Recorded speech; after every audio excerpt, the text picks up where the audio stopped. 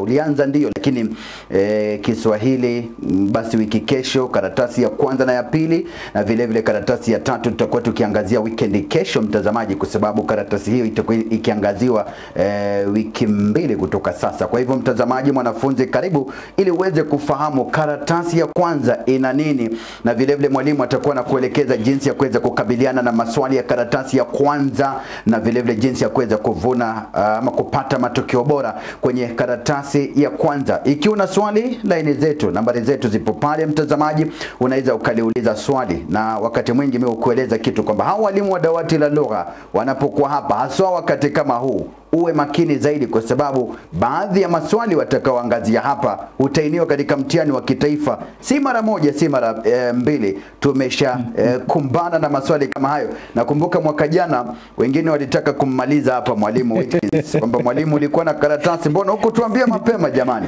Mwalimu, tuanzie pale karatasi ya kwanza, tuanzie kumfahamu mtazamaji ina vipengele vipi, na vile vile tukiangazia jinsi ya kuweza kukabiliana na maswali hayo ya karatasi ya kwanza. Kumbuka mwelekezi wetu ni Hiran Mugaisi. Naam mwalimu.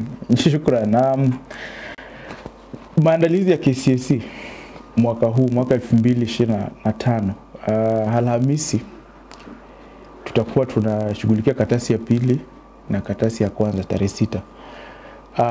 Karatasi mwaka uliopita nadhani ndio mwaka wa kwanza ambao tuliona mabadiliko katika ratiba, kwamba karatasi ya pili huja asubuhi. Ilivyokuwa pale nyuma ilikuwa kwamba karatasi ya kwanza inatangulia saa 2 hadi saa 3 dakika 45. Kisha baada ya pale kunakuwa na mapumziko, kisha karatasi ya pili. Sasa hivi tunavyozungumza walibadilisha ile ratiba kwamba karatasi ya pili hutangulia asubuhi, kisha karatasi ya kwanza ikaja adhuhuri ama mchana. Kwa hiyo tarehe 6 mwanafunzi kuanzia saa 8 hadi saa 9 dakika 45 utakuwa umepewa muda wa lisali 1 dakika 45 kukabiliana na karatasi ya kwanza ambayo ina insha 4, lakini unapaswa kuandika insha 2, na kumbuka insha ya kwanza ni ya lazima, na kila insha ina alama 20, na kila insha isipungue maneno 400. Kwa hiyo unaweza ukaandika 400 na zaidi, lakini isipungue maneno 400. Sasa maandalizi yako kama mwanafunzi ni yapi katika karatasi hii? Bila ajabu ni kwamba karatasi hii ni karatasi ambayo watu wengi hawaitilii maanani kabisa. Karatasi ya kwanza. Karatasi ya kwanza.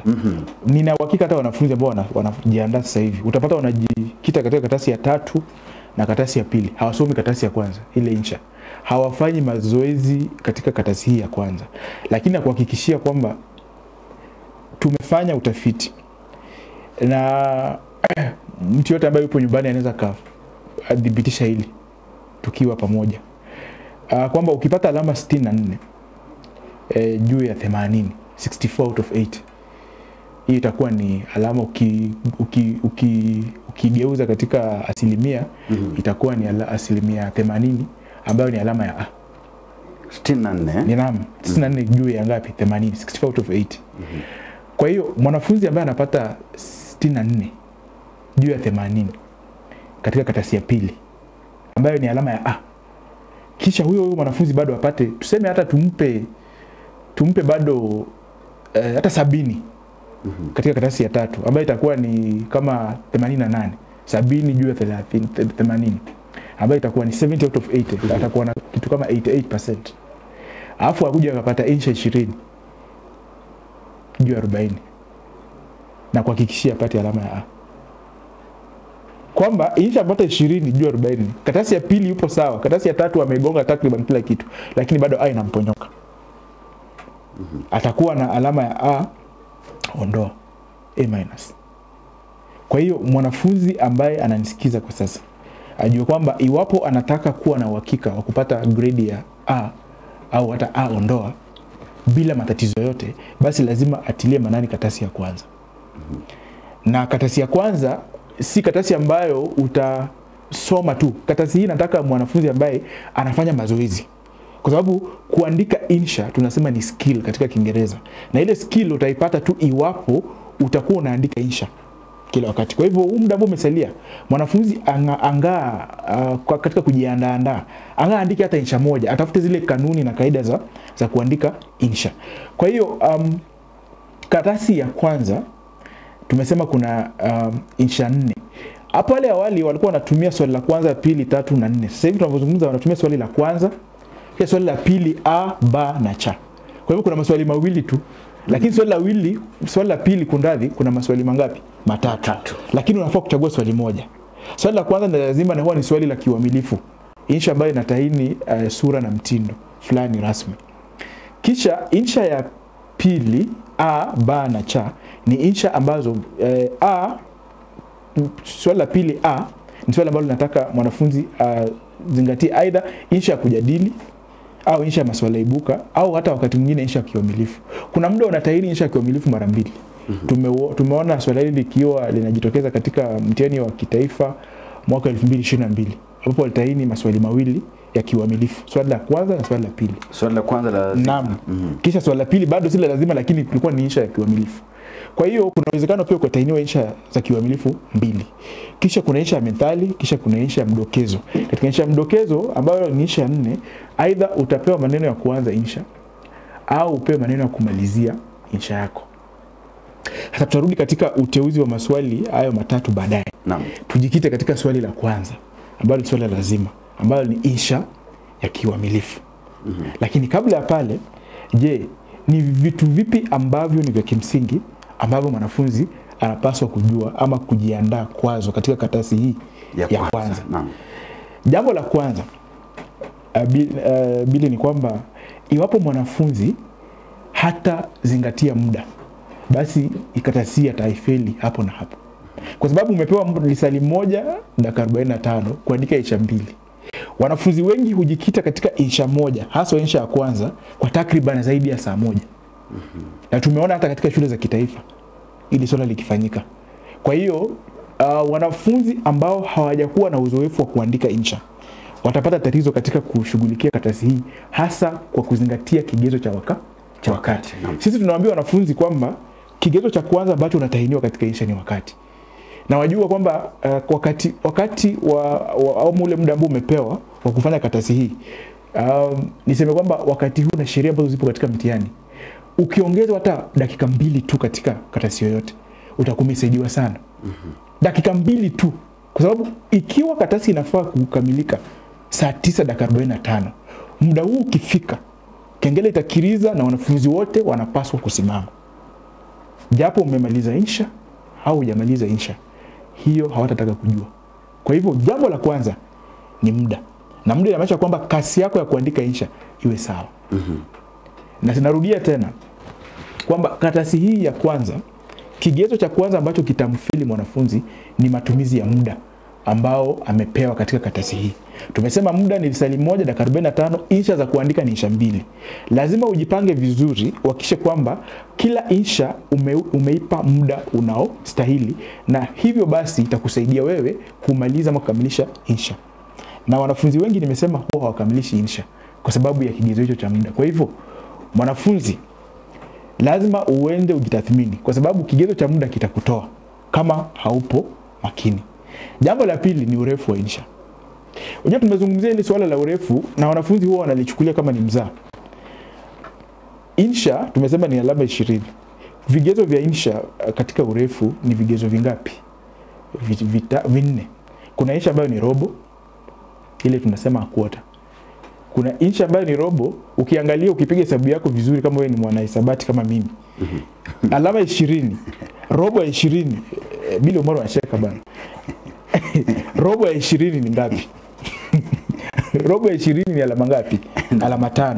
Kwa hivyo inamaanisha kwamba insha yako ikiwa ni robo, hatuwezi tukasahisha insha hii zaidi ya alama ngapi? Alama 5. Na haimaanishi kwamba utapata alama 5 zote, kwa sababu makosa zipo, lazima umefanya. Kwa hivyo inamaanisha wewe insha yako ni alama 5 kushuka iwapo utakuwa umeandika insha robo. Iwapo utakuwa umeandika insha ambayo ni nusu, alama ni 10. Kwa hivyo inamaanisha kwamba insha yako haitapita alama 10. Iwapo umeandika robo 3, 3 quarters, robo 3, alama ni 15. Kwa hivyo insha yako haiwezi ikapita alama 15. Tunaanza kuiangalia kwa alama 15. Kisha iwapo insha yako ni kamili, ambayo sasa ndio tunataka ufanye. Insha yoyote ile ambayo unaandika lazima ikamilike. Kwa hivyo inafaa kuwa insha kamili. Na insha kamili sasa utasahishiwa kati ya alama ngapi? 20. Kwa hivyo jambo la kwanza ni kwamba unaona wazi kwamba iwapo utaandika insha ambayo ni fupi, tayari umeanza kuanguka. Na vile vile iwapo hautatumia muda wako vizuri, hautakuwa na nafasi ya kuandika insha kamili. Kwa hivyo muda utakusaidia kupata insha kamili. Na insha kama ni kamili, tayari insha yako itakuwa inasahihishwa kati ya alama ngapi? 20. Hicho ni kigezo cha kwanza. Kigezo cha pili, maudhui. Hawezi kuandika insha. Unajua wanafunzi wengi wanadhani kuandika insha ni kuwa mbunifu tu. Wajua alama za sura ya insha ni alama 4 peke yake. Iwapo nimekuambia uandike mahojiano baina ya rais wa nchi ya Kiafrika na mwanahabari kuhusu jinsi ya kushinda uchaguzi bila matatizo, basi lazima uwe na maudhui ya jinsi, mikakati. Tunataka tuone mikakati. Iwapo katika kujadiliana kwako hatuoni mikakati na hizo jinsi za kushinda uchaguzi, basi inamaanisha kwamba hauna maudhui. Na kama hauna maudhui, basi inamaanisha hatuna cha kufutulisha, kwa sababu umeandika insha kamili ndio, lakini ndani hamna kitu umeandika. Au umepotoka, uliulizwa kuhusu jinsi ya kushinda uchaguzi bila matatizo, lakini wewe umeandika kuhusu jinsi ya kuanguka uchaguzi kiurahisi. Kwa hivyo inamaanisha kwamba wewe hujajibu au hujalenga nini? Hujalenga swali. Kwa hivyo maudhui ni mambo ya kimsingi ambayo lazima mwanafunzi azingatie katika uandishi wa insha. Maudhui yatategemea swali ambalo limeulizwa. Swali ni je, utaandika maudhui mangapi? Ukitaka kuwa mwanafunzi ambaye ana uhakika kupata alama nzuri, hakikisha una maudhui isiyopungua 8. Na hii inamaanisha nini? Kwamba kila aya iwe na maudhui yake. Basi inamaanisha kwamba unafaa kuwa na aya ya utangulizi, ukuwe na aya ya hitimisho na ukuwe na mwili. Ukichukua aya ya utangulizi, hiyo ni aya 1, aya ya hitimisho aya 2, kisha uongeze maudhui yako 8. Utakuwa na aya ngapi kijumla? Aya 10. Kwa hivyo ukishaandika aya zako 10 na una maudhui yako 8, hata utangangana kuhesabu yale maneno ambayo umetumia. Wajua kuna wanafunzi, na nilishangaa kuna wanafunzi kwa sababu wamwambia maneno yasipungue 400. Mwanafunzi anahesabu, unaanza kuandika hicho ukihesabu maneno. Sasa wengine wanaandika hadi pale maneno 400. Inshaandika pale kabisa. Hafai kabisa. Maana kusaidia, anaona kwamba anamsaidia mwalimu sana, kwamba kuliko mwalimu aanze hesabu zake pale, yeye ashahesabu mwenyewe. Ana muda hadi wao. Kwanza ukiandika maneno ni kama sasa unatuambia kwamba tukuchunguze vizuri. Maana yake huenda hata hajafika. Idadi ya maneno nadhani inaandikwa katika muktasari. Muktasari. Katika muktasari au ufupisho, karatasi ya pili unaandika idadi ya maneno. Lakini katika insha wewe andika insha tu. Andika insha. Kwa hivyo baada ya kupata zile maudhui ambazo unafaa kuandika, na hii inamaanisha kwamba kabla hujaanza kuandika insha lazima ujipange. Upange na uandike vigezo ambavyo utavitumia ama utavishughulikia katika uandishi wako wa insha.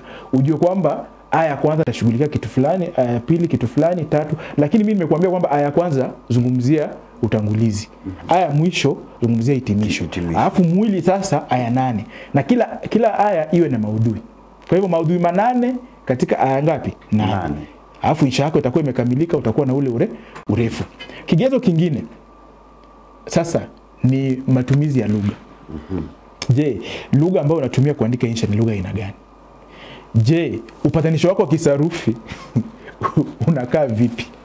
Unajua kuna insha ambazo zitaandikwa unaweza ukasoma usielewe chochote, kwa sababu ngeli imeborongwa. Mwanafunzi mwenyewe ameandika sentensi moja mistari 3. Naam. Hiyo ni sentensi tu.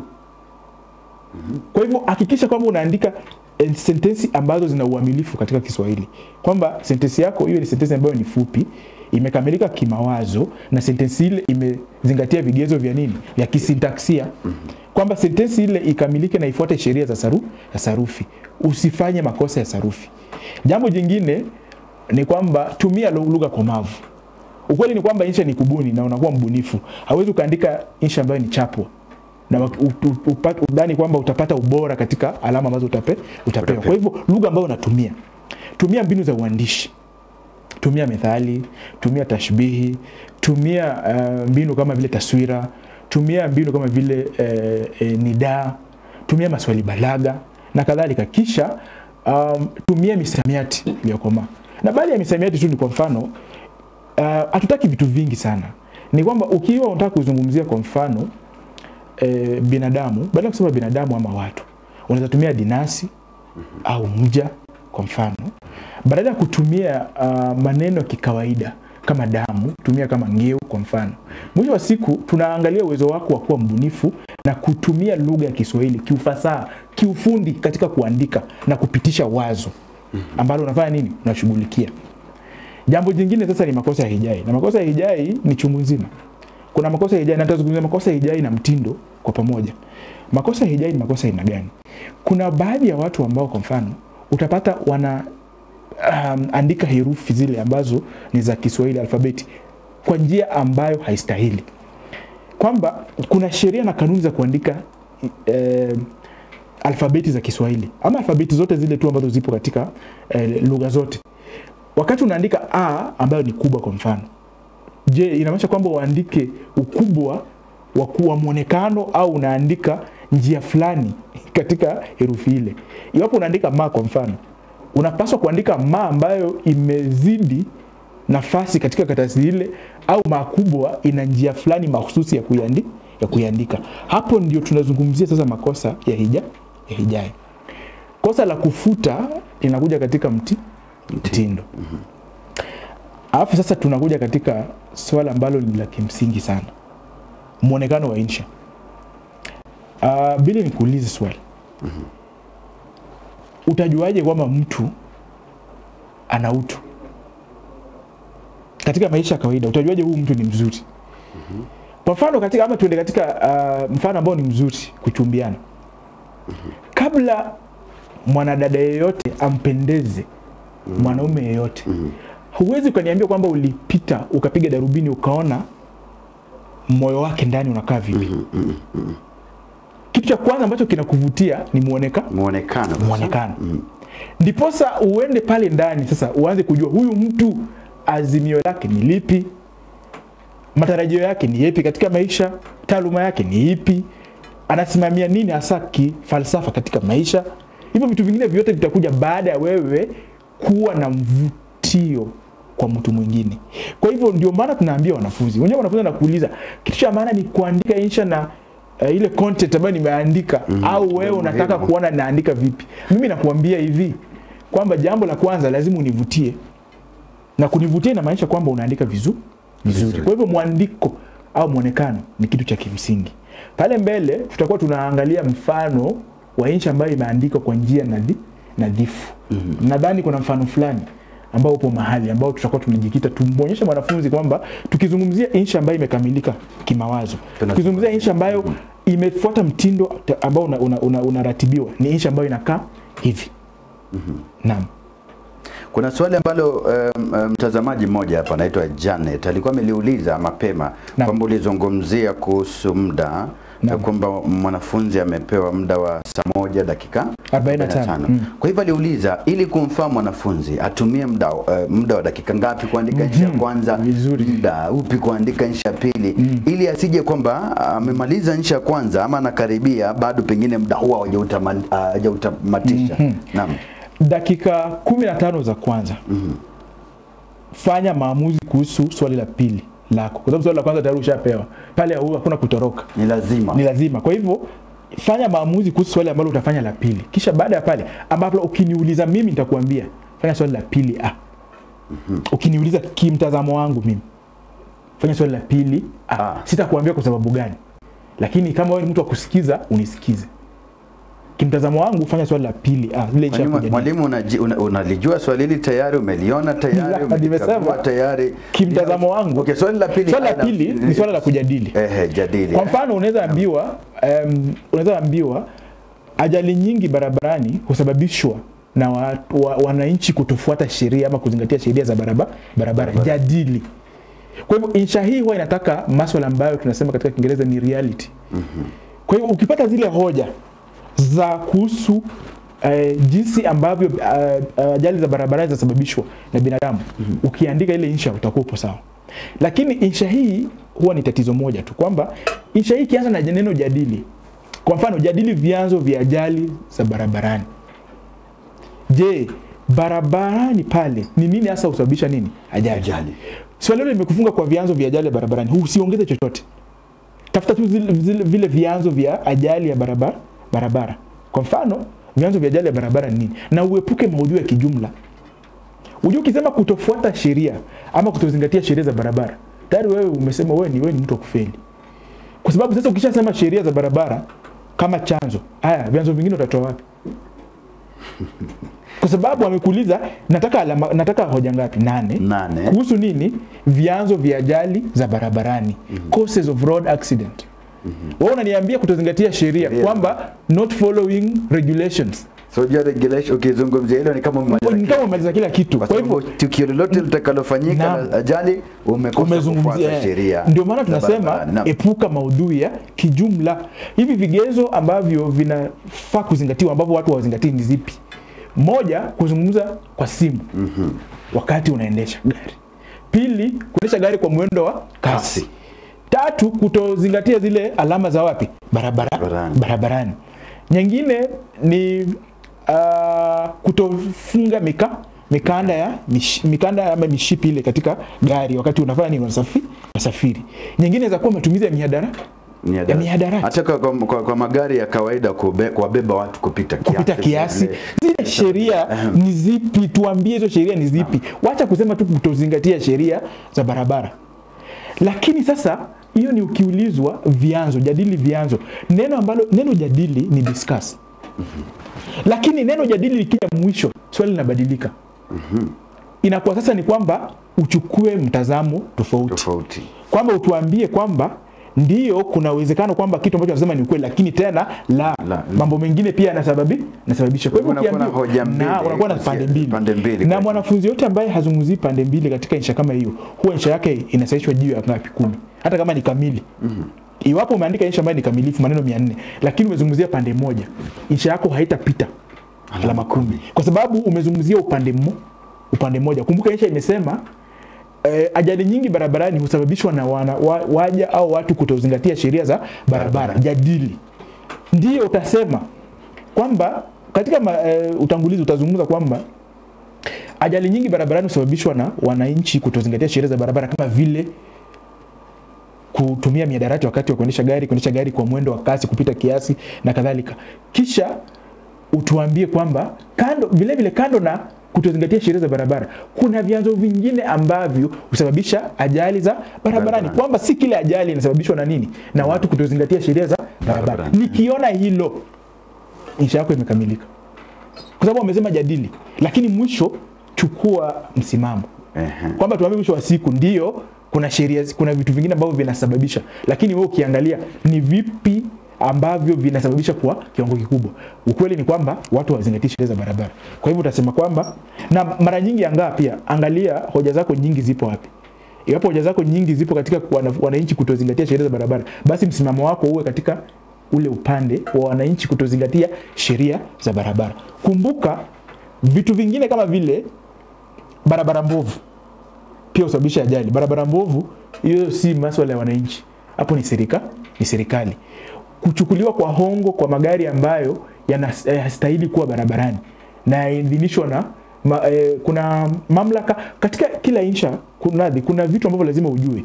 Kwa mfano katika barabara, ukizungumzia mambo ya barabara, jua mamlaka ya kudhibiti uchukuzi nchini, NTSA.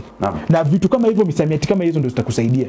Kwa sababu ukizungumzia mamlaka ya kudhibiti uchukuzi na usafiri nchini, mtu ambaye anasahisha insha yako atajua kwamba unaelewa kitu ambacho unasema. Pia vile kuna mamlaka ya kutengeneza barabara nchini. Unaona kama kuna ile KENHA katika Kiingereza. Wale ambao wanashughulikia masuala ya barabara na miundo msingi ya barabara pale katika nchi hii ya Kenya. Kwa hivyo lazima mwanafunzi azungumzie hoja ambazo ni za kweli. Unajua kuna watu ambao wanasema nchi ya kujadili wewe kuleta swala la kubuni vitu. Zungumzia vitu ambavyo vinaleta mshiko. Kumwambia mwanafunzi wewe mbunifu anakuwa mbunifu zaidi ya kiasi. Anasema kwamba barabara nyingi zina matatizo ya hewa chafu ya sasa na nitrojeni kutoka sijui wapi. Lakini kumbuka tunazungumzia ajali za barabara. Kwa hivyo kuna hizo insha mbili. Insha ambayo inataka ujadili na insha ambayo inataka ujadili, lakini kuna kujadili na kujadili. Lakini nimesema tofauti, angalia jadili na kuja wapi. Neno jadili likianza swali, wamekufunga katika hilo swali. Zungumzia upande ambao umeulizwa. Lakini insha ikija na jadili mbele kwamba kwa mfano ndoa nyingi ama familia nyingi zinasambaratika kwa sababu ya mabadiliko ya kiuchumi nchini. Jadili. Unapaswa useme kwamba ndio mabadiliko ya uchumi zinachangia katika kusambaratisha ndoa, lakini tena hapana, kuna visa vingine ambavyo vinachangia. Kwa hivyo lazima tuone ni visa vingine. Ndio lazima ujadili. Unga mkono swali kisha pinga. Utakuwa umejadili. Lakini nimesema jadili likianza sentensi. Kwa mfano, jadili vyanzo vya utovu wa usalama nchini. 1, uongozi mbaya. Hatutaki utuzungumzie kitu kingine. Tunataka tuone vyanzo vya utovu wa nini? Usalama nchini. Utakuwa umejadili. Naam. Ndivyo hivyo mtazamaji, swali lako vile vile unaweza kuliuliza na mwalimu atakuwa anakabiliana na maswali yako yote baadaye, na najua mwalimu amesema kuna insha moja ambayo baadaye tutakuwa tukiangazia. Tuje hapa kwenye insha ya kwanza ya kiwamilifu, tuanzie pale. Na mwanafunzi anapaswa basi kukabiliana vipi na hili swali? Na wakati huo kuna mwanafunzi ambaye ataambiwa kwamba swali ni la lazima, lakini kwa sababu anajua kwamba ni insha mbili, anasema kwamba hili swali la kwanza sioni kama nalijua ama nalifahamu. Wacha niandike insha mbili ndio, lakini swali la pili na la tatu nalielewa vizuri zaidi. Kwa hivyo la kwanza sioni, wanayotaini basi watanipa alama tu. Tunapoangazia swali la kwanza uweze basi kuzungumza na mwanafunzi wa aina hiyo vile vile. Aandike tu swali la pili na tatu. Alafu tumpatie alama zake 20 na tatu apate 20 zote. Atapata 14, alafu nyingine apate 0 kwa sababu hajafanya. Itakuwa ni kama hajafanya swali moja, kwa hivyo atapata 0. Watu kama wao ndio wanasaidia wale watu wa kutaini kuenda haraka sana wakati wanasahisha, ndio walipo zile hela zao kwa haraka. Kwa hivyo fuata maagizo. Insha ya kwanza ni lazima. Pengine tuseme mwaka huu abadilishe sheria, ambaye sidhani kama utabadilisha. Lakini kitu cha kimsingi na maisha pia vile vile mwanafunzi hakusoma maagizo. Sababu lazima usome maagizo. Hata kama tunasema kwamba karatasi hii huwa na maagizo haya, pengine mwaka huu utabadilisha maagizo, uweze ukajua. Pengine unasema swali la pili ndio la lazima. Kwa hivyo lazima usome maagizo kwa sababu maagizo yanakuelekeza. Swali la kwanza. Watu wengi ajabu ni kwamba Bili, nataka kusaidia wanafunzi.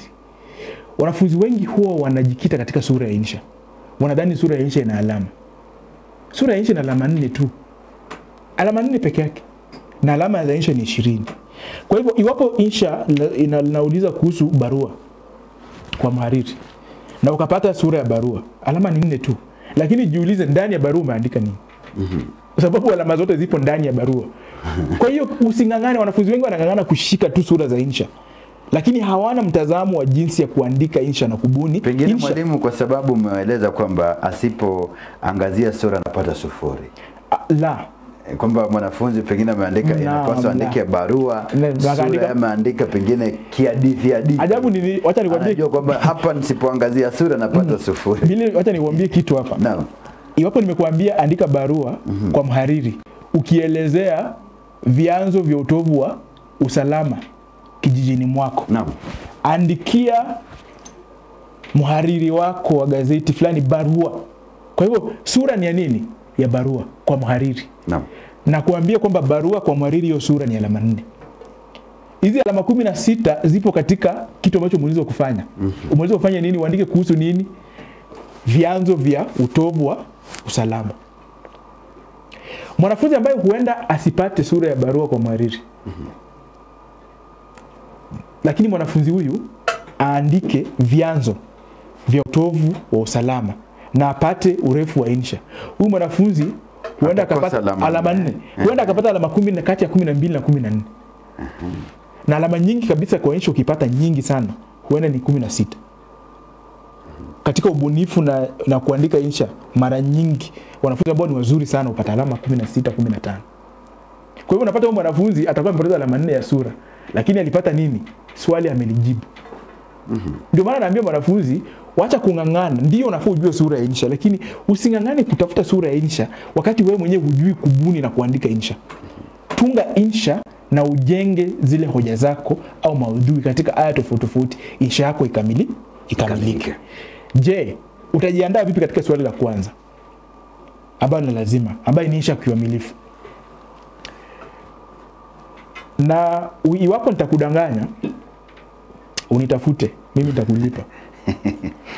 Baraza la kutaini mitihani almaarufu NEC huwa inazunguka katika insha mahususi, hawatoki pale.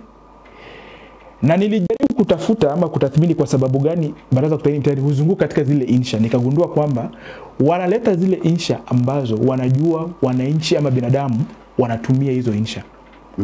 Mfano, wewe si unatoa hotuba kila wakati. Ukienda katika hafla unatoa hotuba. Ukiwa katika hafla fulani umeambiwa pengine zungumza, ni hotuba unatoa. Angalia hotuba imetainiwa mara ngapi.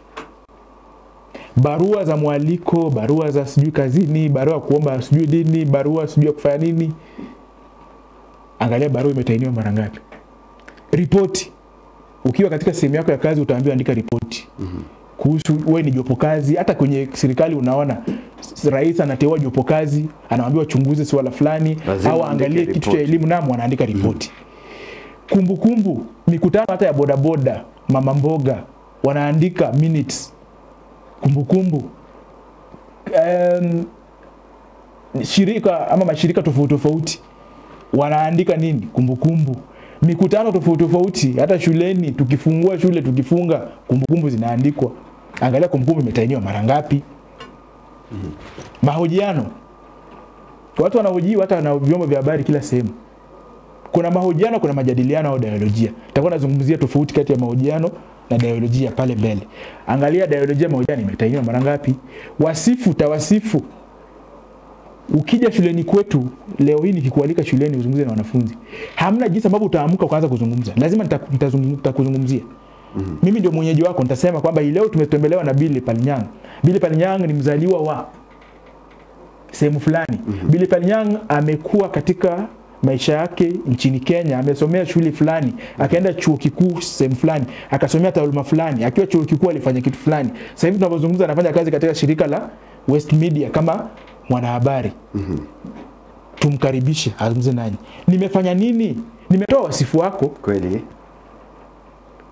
Wewe mwenyewe ukija kuzungumza na mtu haja kualika ama hajazungumza kwa niaba yako, utaanza kuzungumza. Mimi naitwa Mwalimu Brian, nimesomea shule ya upili hapa sehemu fulani, nimeenda chuo kikuu, nimesomea nini taaluma ya ualimu, nimefunza shule fulani ya fulani. Sasa hivi ninapozungumza nafunza shule ya upili ya wavulana St. Peter's Mumias. Nimefanya nini? Nimetoa tawasifu yangu. Kwa hivyo kuna wanafunzi wasifu, tawasifu, bado inawatatiza. Nafsi, tawasifu ya mtu mwingine. Akundadi wasifu wa mtu mwingine, tawasifu wewe mwenyewe. Kwa hivyo ni nafsi, wewe, Ali, wasifu. Katika vyombo vya habari, shirika tofauti tofauti, shuleni, wafanyikazi sehemu nyingine, watu wanaonywa kwa kutumia memo. Memo tu unaamka unakuja kazini bila asubuhi unapata pale memo imewekwa. Ama kwenye kwamba kutoka kwa mkurugenzi kwenda kwa wafanyikazi wote kuhusu uzembe na utepetevu kazini. Nachukua fursa hii kama mkurugenzi kuwaonya wafanyikazi wote kuhusu uzembe na utepetevu kazini. Tumegundua kwamba wengi wao wanakuja kazini kuchelewa na wanatoka mapema kazini. Tabia hii haitakubalika. Yeyote atakayefanya hivi na atakatwa mshahara ama atachukuliwa hatua kali. Alafu mwanafunzi anaambiwa waandikie, wewe ni mkurugenzi wa shirika la West Media. Hivi majuzi kumekuwa na ongezeko la visa vya uzembe na utepetevu kazini. Waandikie wafanyikazi wote memo ukiwaonya dhidi ya uzembe kazini na hatua zitakazochukuliwa. Alafu unaanguka. Kwa hivyo lazima tuone, umejua umeambiwa dhidi ya nini? Uzembe. Kwa hivyo lazima tuone hizo uzembe. Kisha tuone hatua ambazo zitachukuliwa. Ndio maana nakwambia kupata zile alama Bili, insha lazima uwe na mwili. Hiyo sura ni sura tu, lakini kazi ipo kwenye mwili pale. Lazima uandike nini? Mwili. Kwa hivyo nimezungumzia kumbukumbu. Tumezungumzia mahojiano au nini? Au dialojia. Tofauti kati ya mahojiano na dialojia ni nini? Kwamba katika mahojiano, iwapo mimi nakuhoji, natarajia kwamba nitakuwa na sehemu kidogo sana ya kuzungumza kwa sababu mimi nakuhoji. Alafu hoja zote wewe naye kuhoji upeane zile hoja. Lakini hapo tuna dialojia, tunazungumza mimi na wewe. tunatarajia kwamba sisi wote tupo sawa, kwa hivyo tunachangia sawia. Kwamba wewe unazungumzia hoja fulani, mimi pia nakuja nachangia hoja fulani, kwa sababu tunazungumza dialojia. Ndio tofauti, kwamba sura ya dialojia na mahojiano ni sawa. Tofauti ni kwamba katika mahojiano kuna anayehoji na anayepeana hoja ambaye ni mhojiwa. Lakini sasa katika mahojiano na dialojia tunatumia nafsi tofauti. Nafsi inaweza kuwa ni tofauti, lakini tunazungumzia wakati uliopo. Huwezi kuwa unasema alila, ni wewe unazungumza ama ni nyinyi mnazungumza. Lakini kitu cha kimsingi, angalia tu tamthilia. Jambo la kwanza, insha za kiuamilifu huwa na anwani zote. Kwa hivyo kwa mfano katika dialojia au mahojiano lazima uwe na anwani, na anwani itaje insha ambayo inarejelewa. Mfano, mahojiano baina ya mwenyekiti wa halmashauri ya ustaafu nchini na mwanahabari wa kituo cha Niondokee. Kuhusu nini? Wakati mwingine unaambiwa kitu ambacho mnajadili. Kwa mfano tu unaambiwa wewe ni gavana wa gatuzi la Niondokee, kumekuwa na ongezeko la visa vya kutojihusisha katika maendeleo katika gatuzi lako. Umetembelewa na mwanahabari wa kituo cha Nizinduka kukuhoji kuhusu sababu zinazochangia watu kutoshiriki katika maendeleo. Unajua swali liko pale. Swali linasema mnahojiana kuhusu nini? Sababu ambazo zinafanya wananchi hawashiriki katika nini? Maendeleo ya gatuzi. Devolved government. Kwa hivyo lazima utafute zile hoja za kuonyesha ni nini inafanya watu hawajihusishi katika maendeleo. Kisha baada ya pale sasa, katika anwani yako au anwani ya ile insha utaandika mahojiano baina ya gavana na nani, mwanahabari wa kituo kipi cha Niondokee, kuhusu nini, sababu ambazo zinachangia watu kutojihusisha katika maendeleo ya gatuzi. Kisha useme mimi gavana. Kwenye utangulizi wako zungumzia ama tupatie majina.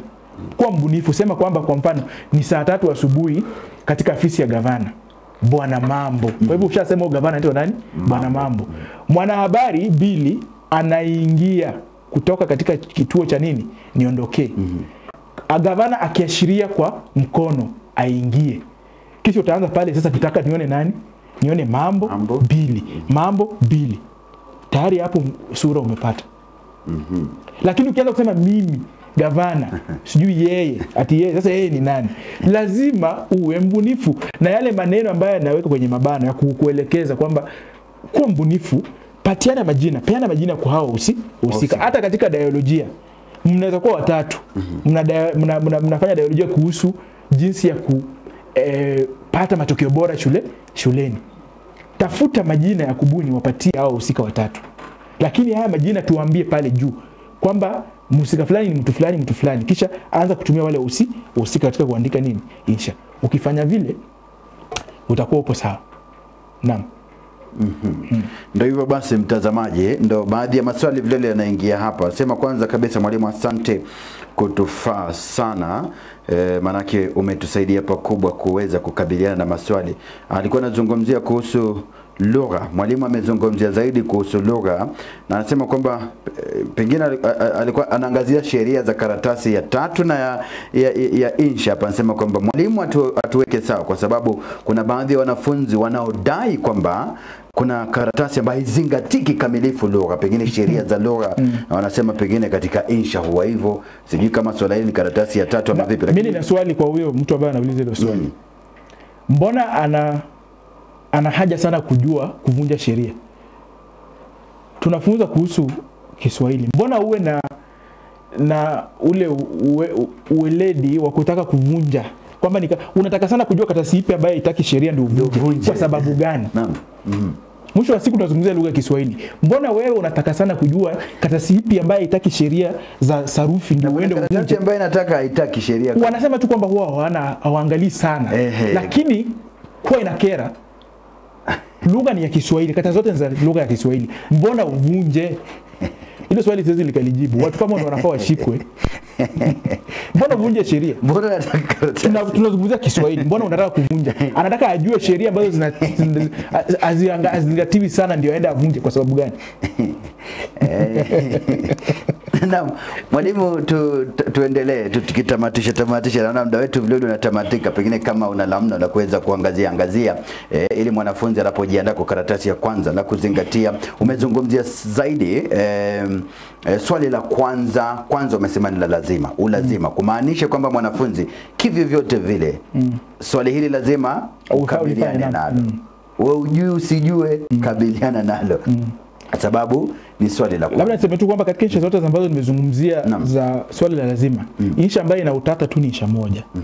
Insha ya wasifu na tawasifu. Kwa sababu insha hii ni insha ya kubuni. Hiyo ndio ajabu. Kwamba insha ya tawasifu na wasifu ni insha ya kubuni. Kwamba wakati unaandika hamna hoja ya waziwazi. Utazungumzia aya kwanza pengine umezaliwa wapi, aya ya pili umesomea shule ya chekechea na msingi wapi, aya nyingine umesomea shule ya upili wapi, ukafanya nini na ukiwa pale uliafikia malengo yapi, ukaenda chuo kikuu wapi, unafanya kazi wapi, shahada ya uzamifu unayo huna, una mpango wa kuenda kufanya shahada ya uzamili na kadhalika. Hiyo insha huwa inazungumzia haswa maisha ya mtu katika njia ya kubuni. Aidha mtu anairejelewa yeye mwenyewe ama mtu mwingine. Kwa hivyo katika insha zote za kiuamilifu ambazo zipo, insha ambayo uwe nao makini sana ni wasifu au tawasifu. Wasifu, tawasifu. Na kuna uwezekano insha hii ikafanya nini? Ikatainiwa. Insha ambayo tunarejelea nyingine ambayo ina utata kidogo ni insha ya kumbukumbu na ripoti. Insha hizi mbili za kumbukumbu na ripoti, hizi insha huwa zinawahusika. Kwa mfano kuna ile jopo kazi katika ripoti. Kuna mapendekezo katika ripoti, kuna njia za kusanya data katika ripoti, alafu na kuna nini? Kuna hitimisho katika ripoti. Lakini nimesema hizi insha zote za kiuamilifu, anwani lazima itaje insha husika. Kwa mfano ukiwa unaandika wasifu, utaandika tu wasifu wa Bili. Hiyo ni anwani, kisha utaendelea. Kama nitawasifu, andika tu tawasifu yangu, kwa sababu wewe ni wewe tu, tawasifu yangu, kisha unaendelea. Kama ni kumbukumbu za mkutano wa wanachama wa fulani uliofanyika siku fulani, saa fulani, mahali fulani. Kisha majina waliohudhuria, usiandike majina mengi. Kweli. Sura ni ile hata ukiandika majina 10 unajipotezea muda. Hatutahesabu majina katika urefu. Andika tu majina 5, majina 5 tu ya waliohudhuria. Waliokosa kuhudhuria andika 2 ama 1. Waliotuma udhuru andika 2 ama 1. Kisha andika agenda. Na agenda ni agenda ya Kiswahili. Kuna watu wanaandika agenda ya Kiingereza. AG. Agenda ni AJ. Ukiandika agenda ya Kiingereza ni agenda katika Kiswahili. Kwa hivyo andika agenda si agenda. Kisha andika agenda zako 10 na ngapi? Na 2. Andika agenda zako 12. Agenda ya kwanza ni kufunguliwa kwa mkutano. Agenda ya pili ni kusoma na kudhibitisha kwa mkutano. Kumbukumbu mkutano uliotangulia. Agenda ya 3, 4, 5, 6 mpaka 11 andika kuhusu agenda ambazo utajadili. Kwa mfano, mmealikwa nyinyi ni wanachama wa wanawake wa maendeleo bora. Mmefanya mkutano wenu kuhusu jinsi ya kuimarisha uchumi wa wanawake. Andika kumbukumbu za mkutano wenu. Kwa hivyo lazima tuone mwili wa insha. Tuone ni jinsi ipi ya kuimarisha uchumi wa wanawake. Moja kwa mfano ni kuanzisha biashara. Pili, wanawake kushughulisha katika nini? Mikopo ya benki. Ukulima bora kwa wanawake, sayansi na teknolojia. Tunaangalia jinsi ya kuimarisha uchumi wa wanawake. Kwa hivyo zile hoja lazima zijitokeze katika ajenda zako. Kisha uanze kumbukumbu ya kwanza, ya pili, ya tatu mpaka pale mwisho. Na ukimaliza usitie sahihi. Unajua kumbukumbu wanatia sahihi. Ukisoma na kudhibitisha ndio unatia sahihi. Kwa hivyo kuna wale wanaandika kumbukumbu akimaliza wanatia sahihi tena na tarehe. Utakuwa umepotoka kimtindo. Kwa hivyo wanafunzi, nenda ukaangalie kumbukumbu vizuri. Pitia kumbukumbu, jinsi ya kuandika kumbukumbu vizuri. Kisha baada ya pale angalia jinsi ya kuandika memo. Ujue kuandika memo vizuri. Baada ya pale jua tofauti kati ya barua kwa mhariri na tahariri. Huenda ukapewa insha mbili za kiuamilifu. Kwa hivyo jua tofauti kati ya tahariri na barua kwa mhariri. Tahariri inaandikwa na mhariri mwenyewe. Barua kwa mhariri ni barua rasmi. Tofauti tu ni kwamba ni barua inayoelekea kwa mhariri. Kwa hivyo ni barua ambayo inaelekezwa kwa mhariri lakini barua rasmi. Memo tumesema Memo kuna jina la shirika. Kwa mfano, shirika gani? Neno memo lazima liwe pale, kutoka kwa nani kwenda kwa nani, tarehe iwe pale, kuhusu nini, hii memo inahusu nini, kisha andika mwili. Baada ya pale chini lazima tujue nani ameandika memo. Na huyo mtu cheo chake ni kipi, na lazima atie sahihi. A memo without a signature is scam. Kwa hivyo lazima sahihi iwe pale ndio tujue hii memo ni nani ameiandika na imeelekezwa kwa kina nani. Kwa hivyo memo ni rasmi. Na mwili bado ni pale pale. Usiandike memo kurasa moja ati kwamba memo ya Kiingereza ilifundwa kurasa moja. Memo na insha zote za Kiswahili ni maneno yasiyopungua 400. Kwa hivyo kuwa na aya zako ngapi? 10 tulivyosema. Pale mwisho kabisa nenda uangalie zile mada ambazo zinamzunguka mwanafunzi. Mada kama sababu za udanganyifu katika mtihani, matumizi ya mihadarati miongoni mwa wanafunzi, jinsi vijana wanaweza kukaimarisha maisha yao kiuchumi, kisiasa na kijamii.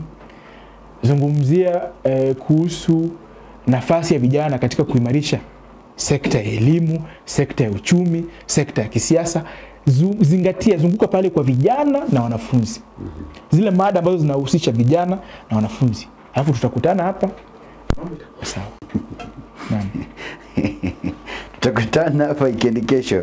Swali ambalo tutakuwa limeulizwa usije ukasema mwalimu si ungesema ulizungumzia mengi ya kuangaziwa, lakini mbona ungesema tu tuangazie hili kwa sababu hilo tu ndo limetainiwa kwenye mtihani. Naona muda wetu unatamatika. Kuna tukimalizia tu tukizungumzia ukiangalia kwenye kiwamo pale tukizungumzia kwa mfano unaona hiyo insha ni ya pili, insha ya kujadili. Umeona kuna anwani jinsi ya kukomesha uchafuzi wa mazingira. Angalia hati ya huyo mwanafunzi. Kumbuka tumeipiga picha. Lakini ukiwa hapo unaweza ukaona. Kwa hivyo nataka uangalie kwamba iwapo hiyo insha ingekuwa umepewa moja kwa moja ingekaa vipi. Tusome kwa mfano aya ya kwanza. Amesema mazingira ni hali au mambo yanayomzunguka kiumbe katika sehemu anapoishi au maisha yake. Unaona sentensi ni fupi. Kenya ni nchi moja miongoni mwa nchi zinazoendelea duniani. Kwa hivyo ameshasema Kenya ni nchi aina gani? Naam. Nchi ambazo zinaendelea. Kisha akasema kama ijulikanavyo kila soko halikosi mwenda wazimu wake. Hiyo ni mbinu ya uandishi. Soko ni jazanda, mwenda wazimu ni jazanda. Kama ijulikanavyo kila soko halikosi mwenda wazimu wake, kuna baadhi ya waja badala ya kutumia watu ametumia nini? Waja. Ni waraibu. Hilo neno ni neno ambalo ni msamiati. Waraibu wakuu wa uchafuzi wa mazingira. Kwa hivyo inamaanisha kwamba watu wanapenda kuchafua mazingira. Baadhi ya visa vya uchafuzi wa mazingira ni utupaji wa taka ovyo ovyo, utumiaji wa karatasi za sandarusi. Neno sandarusi pale utapewa alama. Kwa sababu ni nini? Ni msamiati.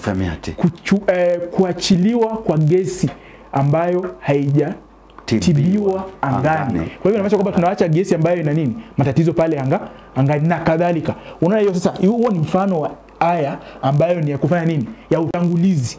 Katika ile aya hajazungumzia hoja, lakini ametanguliza kutueleza kuhusu hii insha haswa wanaandika kuhusu nini. Kisha ukiangalia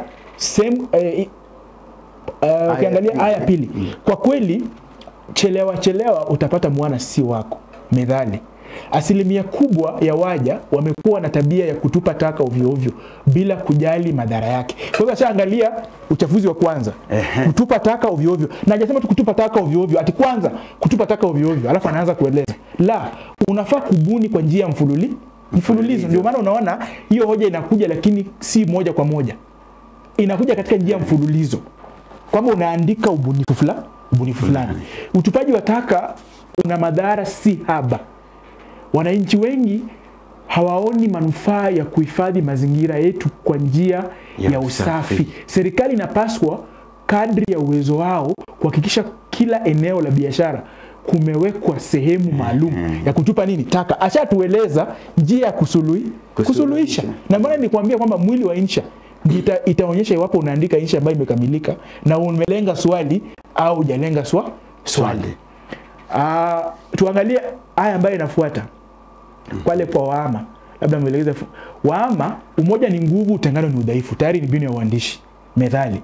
Tunapaswa kama wananchi tuweze kushirikiana kwa pamoja katika kumaliza janga hili sugu la uchafuzi wa mazingira. Na kulitupia mbali ili nasi pia tuweze kujionea fahari. Hata tukisema tu kujionea fahari ni mbinu ya uandishi. Serikali imeanza mafunzo anuai, neno anuai ni msamiati kuhusu uchafuzi wa mazingira na madhara yake. Watu wanapaswa kutilia mafunzo haya maanani ili kuepuka madhara ya uchafuzi wa mazingira. Tayari unaona lugha yake. Hoja ya pili ipo pale. Na tena ukimwangalia vizuri tena kufikia sasa hamna mahali amefuta, hamna mahali kuna makosa ya nini ya sarufi. Na upatanisho wake angeli ipo sawa. Serikali imeweka onyo kwa wale watakaopatikana katika shughuli kama hizo za uchafuzi wa mazingira. Sheria mwafaka, neno mwafaka ni nzuri, imewekwa itakayowaadhibu wachafuzi wa mazingira. Tunapaswa tuweze kuishi katika mazingira safi na yenye kupendeza. Tushirikiane tuangamize janga hili kwa kila mbinu. Umoja ni nguvu, utengano ni udhaifu. Watu wengi ni viburi.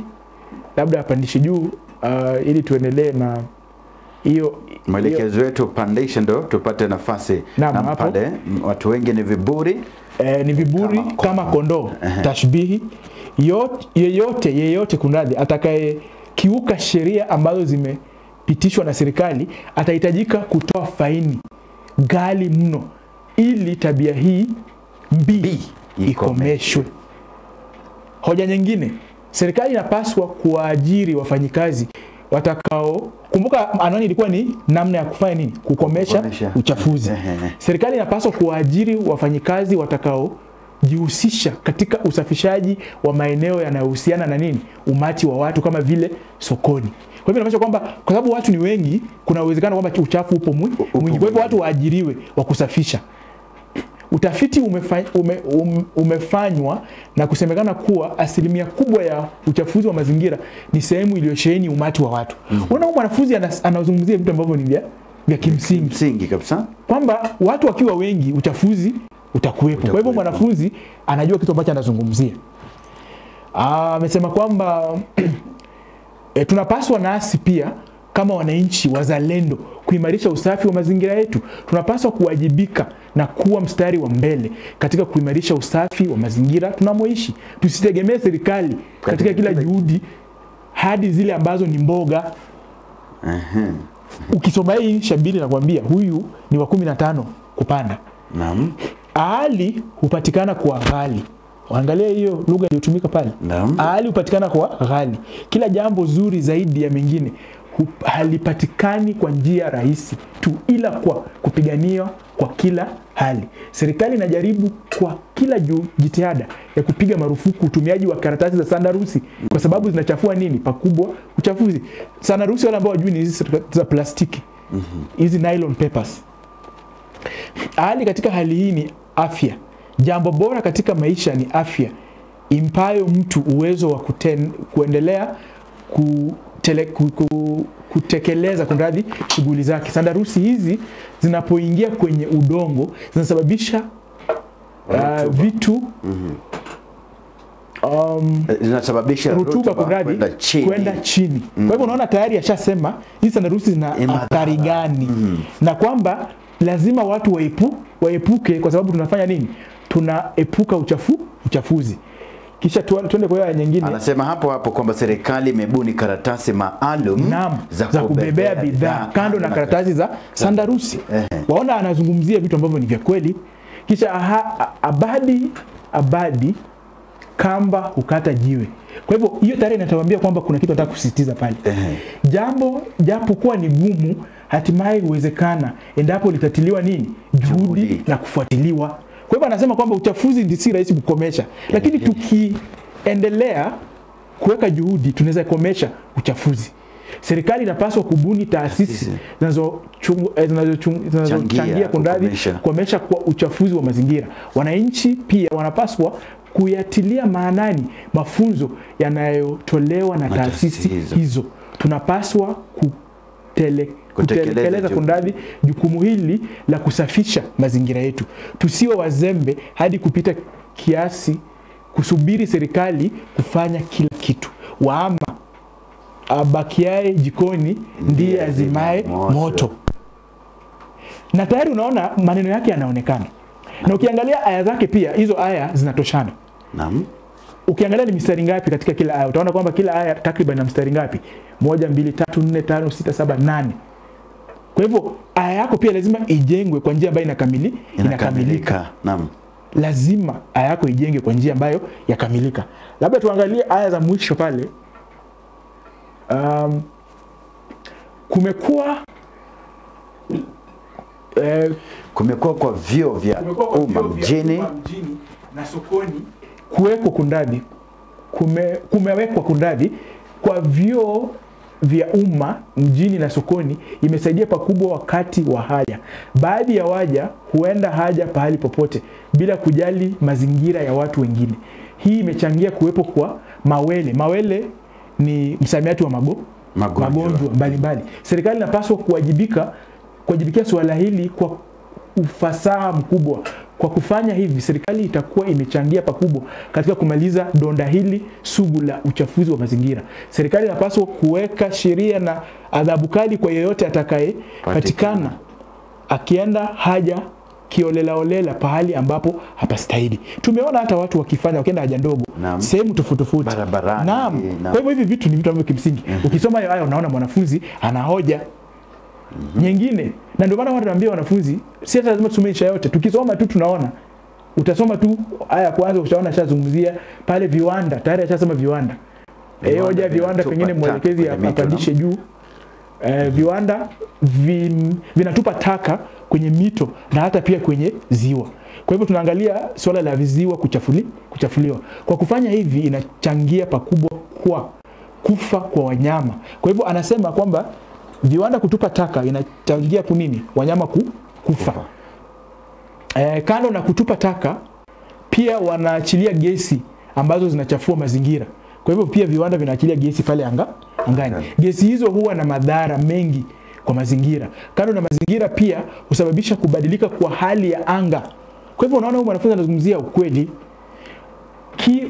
Kuna magonjwa kama vile saratani ya ngozi inayotokana na hewa inayoachiliwa bila kujali afya ya waja. Serikali inapaswa kuingilia na kuwaonya dhidi ya uchafuzi. Aya nyingine nadhani hiyo inafaa kwa aya ya mwisho. Ya dhamira safi. Naam, dhamira safi. Mwelekezi labda apandishe. Naam. Sasa hitimisho. Dhamira safi ni tandiko laini. Hata ukisoma hiyo unaona mwanafunzi ana Kiswahili kizuri. Ni mawaidha. Tuazimie mema.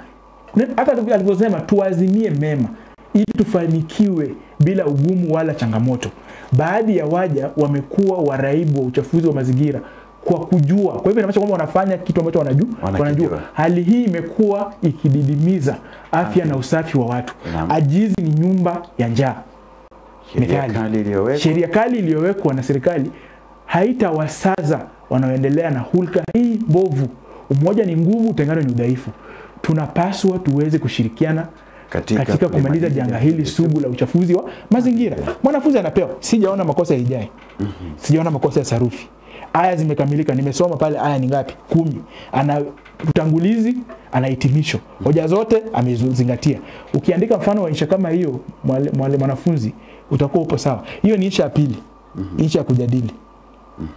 Insha nyingi huwa ni insha kujadili, lakini pia ujue uzuri wa insha kujadili. Hata insha ya kwanza inaweza kwenda zungumzia. Kwa mfano unaweza kuwa unaandikia mtu barua kuhusu nini? Njia za kukomesha nini? Uchafuzi. Kwa hivyo tutarajia kwamba uweke sura ya barua lakini hoja ziwe hizo tu ambazo ameandika. Iwapo unaandika tahariri kuhusu jinsi ya kukomesha, tunaona sura ya tahariri. Lakini mwili ni nini? Jinsi ya kukomesha nini? Uchafuzi wa mazingira. Iwapo unaandika memo ukiwaonya watu ama ukionyesha jinsi ya kukomesha, tutaona sura ya memo lakini mwili ni nini? Jinsi ya kukomesha. Ndio maana wanaambia wanafunzi fanya insha ya kwanza na ya pili. Kwa sababu insha hizi zina uwiano fulani. Na iwapo utazingatia vile vigezo ambavyo tumekufunza, basi utakuwa sawa katika kuandika insha. Alama zote tutazipata. Mwalimu, naona dakika zetu zimetamatika. Pengine mwanafunzi, najua wanafunzi wengi kwa sasa watakutafuta sana na maswali mengi uweze kuwafaa. Mbinu ya kuweza kuwapata ama kukupata tunapotamatisha. Lakini ukinitafute sasa hivi, nitafute mwaka kesho. Wakati tunaenda kufanya mtihani sipatikani. Usitafute kwa simu. Namba yangu ya simu ni 0712 366 932 kundadhi 0712 366 932, au nipate katika mitandao ya kijamii yote, mitandao yote ya kijamii. Majina yangu ni Brian Whitkins, au nipate katika barua pepe oderowithbrian@gmail.com. Kutoka wangu sasa la ziada, siwataki kila laheri. Mjiandae mfanye mtihani. Hamna kila laheri. Amtakiwi kila laheri mwalimu Whitkins. Brian hapo, mwelekezo wangu Hilan Mugaisi leo yupo na Kelvin Kibet. Weekend kesho tutakuwa tukijadili mengi. Kila laheri mimi nakutakia. Mwalimu anapokutakia kujiandaa, mimi nakutakia kila laheri kwenye mtihani wa kitaifa kidato cha 4 ambao unaendelea. Naambia kwamba karatasi ya kwanza na ya pili ni Alhamisi wiki kesho. Tukutane weekend kesho. Kwaheri mtazamaji.